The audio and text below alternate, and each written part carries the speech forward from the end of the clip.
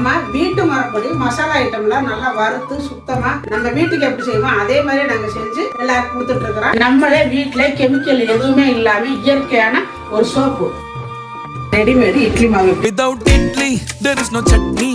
முருங்கை பொடி, பிரண்டை பொடி, 500 சர்க்கரை இருந்தாலும் நார்மலுக்கு 100க்கு 100 கொண்டு வர்ற சர்க்கரை கண்ட்ரோல் பவுடர், நிறைய சத்துக்கள் நிறைந்த சத்து மாவு, செட்டிநாட்டு பிரியாணி மசாலா, பருப்பு பொடி, கருவேப்பிலை இட்லி பொடி, செட்டிநாட்டு சாம்பார் தூள், ரசப்பொடி, மாங்காய் ஊறுகாய், 12 விதமான மூலிகையை சேர்த்து காய்ச்சி எடுத்த ஹேர் ஆயில், ஆவார அரப்பு பொடி. இந்த பொருள் எல்லாம் உங்களுக்கு வேணும்னா கீழே இருக்கிற வாட்ஸ்அப் நம்பருக்கு கேட்டு வாங்கிக்கோங்க.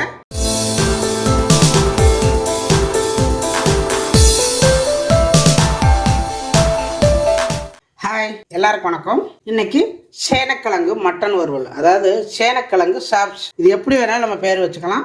சேனக்கிழங்குல நம்ம வந்து மட்டன் சிக்கன் செஞ்சால் எப்படி இருக்குமோ அதே மாதிரி சேனக்கிழங்கை வச்சு இன்னைக்கு நான் வந்து உங்களுக்கு செஞ்சு கட்ட போகிறேன். இது வந்து கல்யாண வீட்டிலலாம் செய்வாங்க, எங்கள் ஊர் சைடு அவ்வளோ அருமையாக இருக்கும் இங்கே சாப்பிட்றதுக்கு. இன்னைக்கு அதை வந்து ரொம்ப சிம்பிளாக ஈஸியாக எப்படி செய்கிறது அப்படிங்கிறது வாங்க பார்க்கலாம். அதுக்கு முன்னாடி நம்மளுடைய சேனலை சப்ஸ்கிரைப் பண்ணலன்னா பண்ணி வச்சுக்கோங்க. பக்கத்தில் இருக்கிற ஆளுங்கிற பெல்லையை அமுத்தி வைங்க. நான் வந்து ஒரு 1/4 கிலோ சேனக்கிழங்கு எடுத்து பின்னாடி இருக்கிற தோலெல்லாம் கட் பண்ணிவிட்டு இந்த மாதிரி சைஸில் வெட்டி கழுவிட்டு எடுத்து வச்சுருக்கிறேன். இங்கே ஒரு வடைச்சட்டி அடுப்பில் வச்சுருக்கிறேன். அதில் கொஞ்சமாக எண்ணெய் விட்டுக்கலாம். கொஞ்சம் எண்ணெய் விட்டுக்கோங்க. இந்த சேனக்கிழங்கு அதில் சேர்த்துக்கலாம். தண்ணி இல்லாமல் போட்டுக்கோங்க. இந்த மாதிரி போட்டுட்டு இதை வந்து இந்த எண்ணெய்க்குள்ளேயே நல்லா அப்படியே வேக வச்சு எடுத்துக்கணும். இப்போ இது வெந்துருச்சு. இப்போ இதை வந்து நம்ம அரைச்சி எடுத்துக்கலாம். இப்போ நம்ம எல்லாத்தையும் எடுத்தாச்சு.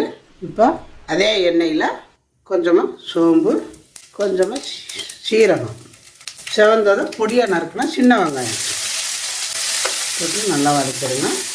அரை வேக்காடு வெங்காயம் வெந்ததும் ஒரு 1/2 ஸ்பூனு இஞ்சி பூண்டு பேஸ்ட்டு சேர்த்து இதுவும் சேர்த்து நல்லா வதக்கிடணும். வெங்காயம் பூண்டு வதங்கினதும் ஒரு பெரிய தக்காளி, ஒரு தக்காளி கட் பண்ணி வச்சுருக்கேன். இப்போ அதை சேர்த்துக்கலாம். இந்த மசாலாக்கு தகுந்த அளவு நான் உப்பு போடுறேன். சின்ன ஸ்பூனால் 1 ஸ்பூனு வெறும் மிளகாத்தூள், மஞ்சத்தூள், மல்லித்தூள், கரம் மசாலா, இது எல்லாத்தையும் சேர்த்து நல்லா ஒரு பரட்டிடுங்க. இந்த எண்ணெயில் சேர்த்து எண்ணெய் வெங்காயமெல்லாம் சேர்ந்து இந்த மசாலா சேர்ந்து ஒரு நல்லா பிரட்டிட்டு 1/2 டம்ளர் பால் சேர்த்துக்கிறேன். பால் சேர்த்து செய்யும்பொழுது டேஸ்ட் அவ்வளோ நல்லாயிருக்கும். சேர்த்துட்டு நல்லா இதை வந்து பச்சை வாசம் போக வதங்கட்டும். அடுப்பை குறைச்சி வச்சுக்கோங்க. ஒரே ஒரு பச்சை மிளகாய் 2 கீரி போட்டிருக்கிறேன். கொஞ்சம் போல் புதினா, கொஞ்சம் கருவேப்பிலை தழை எல்லாம் போட்டுட்டு நம்ம வறுத்து வச்ச சேனக்கிழங்கு இதையும் சேர்த்துக்கலாம். சேர்த்து இப்போ நல்லா அடுப்பை குறைச்சி வச்சுட்டு நல்லா ஃப்ரை பண்ணிடணும். இது வந்து நல்லா வரணும். அன்னந்துட்டு அப்படியே கிண்டிக்கிட்டே இருக்கலாம். நல்லா பாருங்கள் எப்படி வெந்து இந்த எண்ணெயெல்லாம் கசிஞ்சு வருது பாருங்கள். இந்த மாதிரி எண்ணெயெல்லாம் கசிஞ்சு வர்றது அடுப்பை பொறுமையாக வச்சு இது கிளறணும். அப்போ தான் இந்த மட்டன் சுக்கா செம்மையாக இருக்கும். இப்போ பார்த்திங்கன்னா மட்டன் சுக்கா ரெடி ஆயிடுச்சுங்க. செம்மையாக இருக்குது. கரண்ட் போயிடுச்சு. இப்போ அடுப்பை ஆஃப் பண்ணிடலாம். ஆஃப் பண்ணிவிட்டு வேறு ஒரு பாத்திரத்தில் எடுத்துக்கலாம்.